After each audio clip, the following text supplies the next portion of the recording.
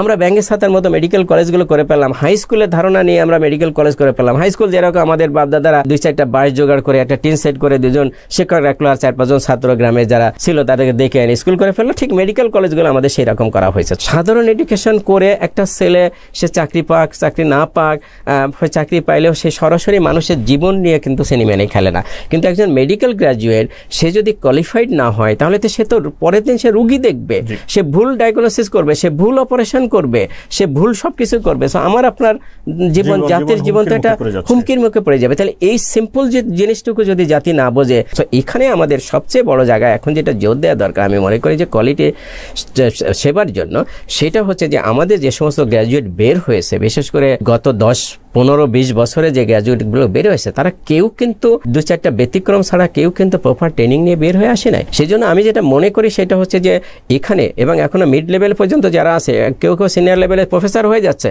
তারা কিন্তু departmental head হবে। রুগী তো জানে যেটা, সেটা হচ্ছে যে উনি তো নাম করা প্রফেসর, কারণ প্রফেসর ডিপার্টমেন্টাল হেড, কিন্তু আসলে সেই কোয়ালিটিটা নিয়ে তো সে আসে নাই। তো সেই জন্য আমাদের এখানে সরকারের যেটা বা রাস্তায় যেটা জোর দেওয়া উচিত সেটা হচ্ছে যে এদেরকে কম্পালসারি দেশে এবং দেশের বাইরের ট্রেনিং দেওয়া, 6-9-1 বছরের ট্রেনিং দিতে হবে।